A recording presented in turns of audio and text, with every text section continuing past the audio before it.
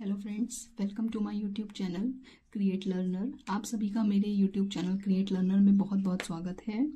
तो चलिए, हम लोगों ने पिछली क्लास में फॉर्मेशन ऑफ इंडियन स्टेट्स के पार्ट 1 को पढ़ा था कि 1956 तक जो हमारा स्टेट रिकॉर्गनाइजेशन कमीशन थी, उनकी रिकमेंडेशन के बेसिस पर कितने राज्य बन चुके थे। तो देखिए, उस समय हमारे पास 14 राज्य थे और 6 यूनियन टेरिटरीज बन चुकी थी।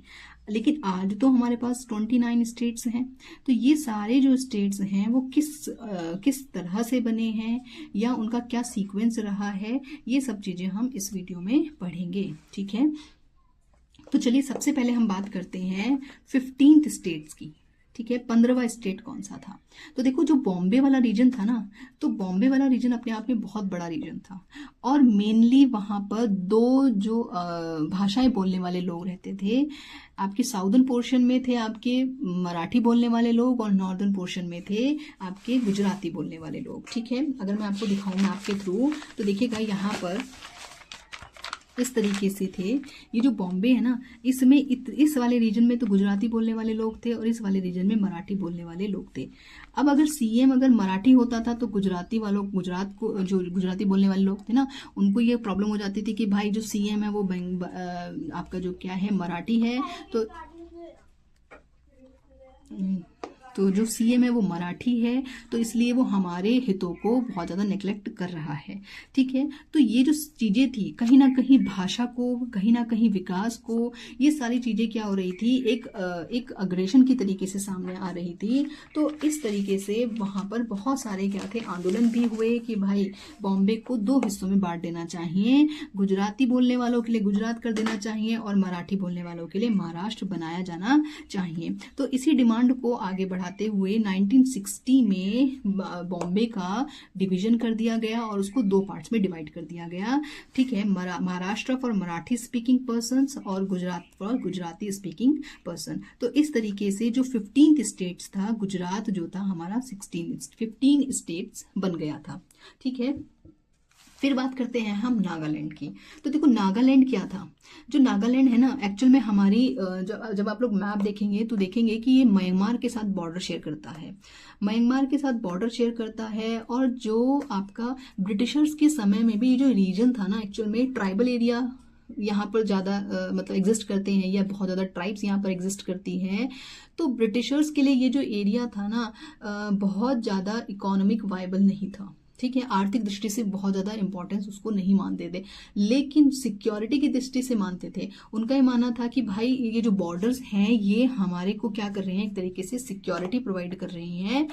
तो यहाँ पर आपका जो भी जितने भी ट्राइब्स हैं वो अगर इंटरनली बात करें तो अपने अपने डिसीजंस अपने आप लीजिए, अपना कल्चर क्या फॉलो करना है, रिचुअल्स कैसे फॉलो करने हैं, वो आप अपने आप देखिए। बट इस एरिया में बाहर के लोगों का बहुत ज़्यादा आना जाना नहीं होना चाहिए, क्योंकि उनको डर था कि अगर कहीं मतलब बाहरी लोग यहाँ पर बहुत ज़्यादा बसेंगे तो कहीं ना कहीं ब्रिटिशर्स के जो बेनिफिट्स थे या ब्रिटिशर्स के जो हित थे उसको चैलेंज क्रिएट कर सकते हैं। ठीक है, तो जो आपके ब्रिटिशर्स थे, ब्रिटिशर्स के लिए नागालैंड जो था, या आप ये कहूँ ये जो रीजन है, नागा वाला जो रीजन है, जहाँ पर नागा हिल्स जिसको कहा जाता है, वो जो रीजन था वो वैसे तो इंटरनली आप कह सकते हैं नागाज को दे दिया गया था कि भाई आप अपने हिसाब से चलिए, लेकिन बॉर्डर एरियाज जो है वो हम अपने हिसाब से हैंडल करेंगे। ठीक है, अब जब भारत आज़ाद हुआ तो क्योंकि नागाज का ये मानना था कि क्योंकि ब्रिटिशर्स भी इस रीजन को भारत से अलग ही समझते थे, या ये समझ लीजिए कि इसको बहुत ज़्यादा मतलब टारगेट नहीं करते थे। तो भारत से जब ब्रिटिशर्स चले गए तो ये रीजन भी क्या हो गया, एक तरीके से पूरी तरीके से इंडिपेंडेंट हो गया। तो उन लोगों की यही डिमांड थी कि भाई हम लोगों को बिल्कुल अलग कर देना चाहिए, हम लोगों को अपनी एक अलग कंट्री बनानी है, क्योंकि भारत क्या है, यूनियन ऑफ स्टेट है। यूनियन ऑफ स्टेट का क्या मतलब है कि भाई भारत में जो भी हिस्सा शामिल हो गया ना, वो भारत से बाहर नहीं जा सकता है। तो इसी चीज को ध्यान में रखते हुए ये जो डिमांड थी कंटिन्यूअसली उठती जा रही थी। ठीक, इस डिमांड को ही टारगेट करने के लिए या इस डिमांड को फुलफिल्ड करने के लिए असम के कुछ रीजन्स को निकाल करके नागा हिल्स को ज्वाइन करते हुए एक राज्य बनाया जाता है जिसे कहा गया है नागालैंड। तो ओरिजिनली यहाँ पर क्या थे, जब नागालैंड 1963 में बना था उस समय इसमें 3 ही डिस्ट्रिक्ट थे, कोहिमा, मोकोकुंच और त्वेंसांग, ये सारे रीजन जो तीन ही आपके डिस्ट्रिक्ट थे, तो इस तरीके से नागालैंड का फॉर्मेशन होता है। तो ये क्या था, पार्ट ऑफ असम ही है, ठीक है। Separate state for Naga people, ये किसके लिए बनाया गया था, नागा लोगों के लिए, क्योंकि उनके वो एक ट्राइबल एरिया है, वहां पर बहुत ज्यादा ट्राइब्स रहती हैं, अलग अलग तरीके की ट्राइब्स हैं, ठीक है। उनके अपने कल्चर, अपनी रिलीजन, अपनी जो भी चीजें हैं, लैंग्वेजेस हैं, तो इसीलिए क्या था, उनके कल्चर और उनकी प्रैक्टिसेस को प्रोटेक्ट करने के लिए ये सब चीजें बनाई गई थी, ठीक है। चलिए, इसको क्या किया गया था, आर्टिकल 371A, आर्टिकल 371A भी किससे जुड़ा हुआ है, नागालैंड से ही जुड़ा हुआ है। किस लिए दिया गया था, कि भाई वो अपने कल्चर, अपनी प्रैक्टिसेस को प्रिजर्व रख सके। तो भारत सरकार के द्वारा क्या किया गया था, इसको थोड़ा सा एक तरीके से आप कह सकते हैं कि सिक्योरिटी प्रोवाइड की गई थी, कि आप हमारे में ही शामिल होकर रहिए, आपकी जो इंटरनली चीजें हैं ना, वो आप अपने अकॉर्डिंग हैंडल कीजिएगा, ठीक है। तो चलिए, इस तरीके से नागालैंड को भारत का हिस्सा बनाया गया और 16 स्टेट के रूप में नागालैंड भारत का हिस्सा बना। फिर इसके बाद बात करते हैं हम हरियाणा की। तो हरियाणा क्या रहा है, पार्ट ऑफ पंजाब रहा है, मतलब पंजाब का हिस्सा रहा है, ठीक है। अब इसमें भी क्या था कि कुछ लोग, जो पंजाब था उसमें कुछ लोग हिंदी बोलने वाले थे और कुछ लोग पंजाबी बोलने वाले थे, ठीक है। तो जो हिंदी बोलने वाले लोग थे, उन लोगों का ये मानना था कि क्योंकि ये जो रीजन है पंजाब के अंदर हम लोग आ रहे हैं, तो ज़्यादातर पंजाब वाले रीजन पे ही ध्यान दिया जाता है, डेवलपमेंट एक्टिविटीज़ हो या पॉलिटिक्स हो, इन सब चीज़ों में पंजाब का ही ज़्यादातर बोलबाला रहता है, और हम लोगों को, हिंदी स्पीकिंग पर्सन्स को क्या किया जाता है, नेग्लेक्ट किया जा रहा है। तो इन सब चीज़ों को देखते हुए ही क्या था, हरियाणा को या हरियाणा बनाने की डिमांड होने लगी थी, ठीक। अब 1966 में इस डिमांड को भी एक्सेप्ट कर लिया गया था और आपका 17th स्टेट के रूप में हरियाणा बन गया था, create for a Hindi speaking persons, ठीक है।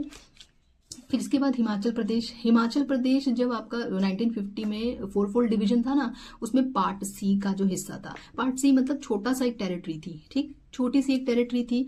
अब यहाँ पर भी बहुत सारी डिमांड्स थी, उन डिमांड्स को फुलफिल करने के लिए इसको एक यूटी बनाया गया पहले, और फिर इसको यूटी से एक पूरा स्टेट बना दिया गया था, ठीक है। तो 18वां राज्य के रूप में हिमाचल प्रदेश 1971 में क्रिएट किया गया था, ठीक है। चलिए, फिर इसके बाद बात करते हैं हम मेघालय की।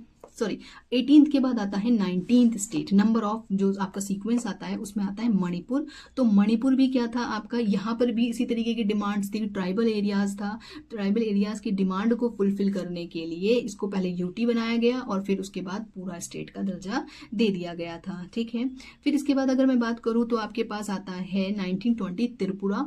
त्रिपुरा को भी पहले 1972 में बनने वाले 3 स्टेट एक साथ थे, ठीक है। पहले यूटी बने ये सब, कि भाई देख लेते हैं कि भाई यूनियन टेरिटरीज के रूप में दिल्ली इस पर किस तरीके से कंट्रोल कर रही है, ठीक। बाद में जब देखा गया कि भाई इसका एडमिनिस्ट्रेशन सुचारू रूप से चल रहा है, ठीक है, इकोनॉमिक वायबिलिटी भी ठीक तरीके से हो रही है, ट्राइबल्स की रिक्वायरमेंट को भी फुलफिल कर रहा है, तो बाद में जाके इसको फुल स्टेटहुड दिया जाता है। फिर इसके बाद आता है मेघालय। मेघालय को पहले 1970 में ना 1970 में ऑटोनॉमस स्टेट बनाया गया था।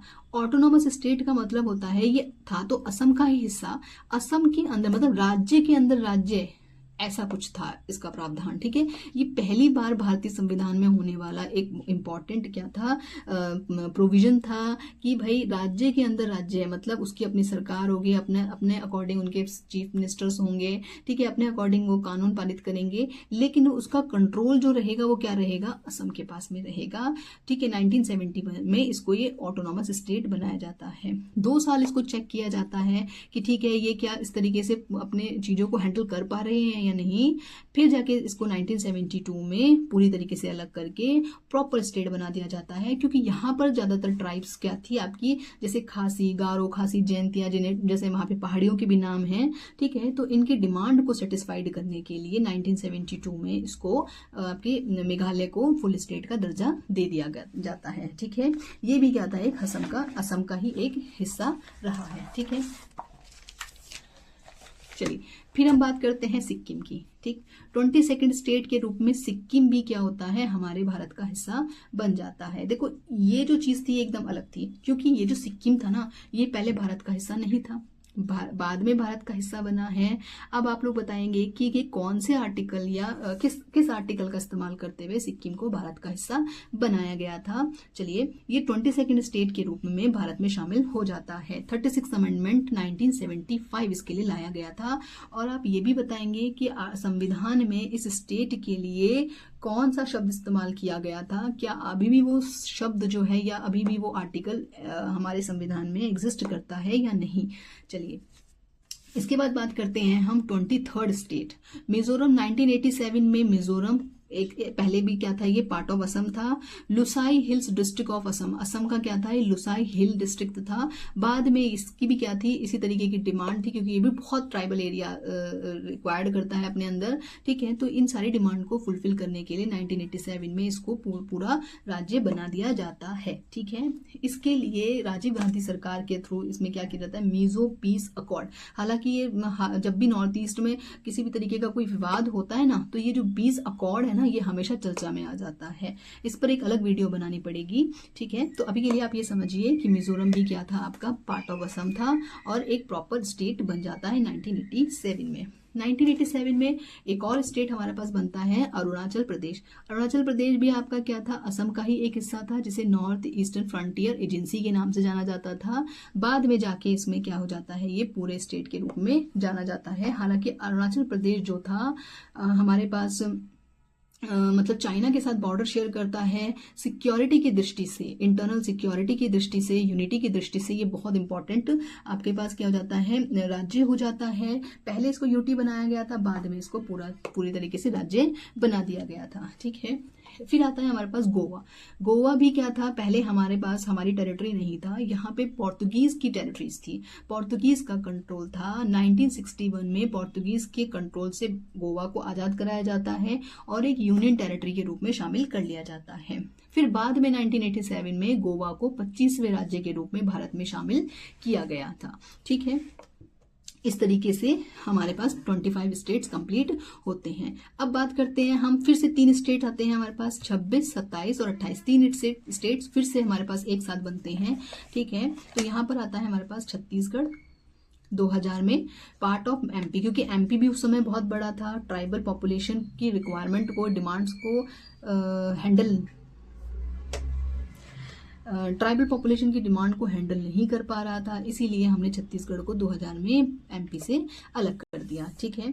फिर हमारे पास उत्तराखंड आता है, ये भी हमारे पास क्या था, यूपी से अलग हुआ है। हिल एरियाज की अपनी एक अलग आइडेंटिटी होती है, इस आइडेंटिटी को बनाए रखने के लिए इसको यूपी से अलग किया गया था, ठीक है। फिर आता है हमारे पास झारखंड। झारखंड क्या था, पार्ट ऑफ बिहार है, बिहार का हिस्सा था। 2000 में इसको भी बनाया गया था और ये भी क्या था, ट्राइबल डिमांड को ही फुलफिल करने के लिए बनाया गया था। और लास्ट स्टेट 29 स्टेट हमारा बनता है तेलंगाना। 2014 में 2014 में बनता है part of Andhra Pradesh. Telugu speaking population के लिए, तेलुगु बोलने वाले लोगों के लिए आंध्र प्रदेश बनाया गया था। तो यहाँ पर ये क्वेश्चन उठता है कि भाई 1953 में भी तो तेलुगु बोलने वाले लोगों के लिए आंध्र बनाया था, तो फिर अब तेलुगु बोलने वाले लोगों के लिए तेलंगाना बनाने की क्या जरूरत थी, ठीक है। यही इस लैंग्वेज के को इतना ज्यादा इतने ज्यादा प्रायोरिटी क्यों दी जा रही थी, ठीक। ये एक क्वेश्चन है जो मैं आपको अगली क्लासेस में आपको क्लियर करती हूँ, ठीक है।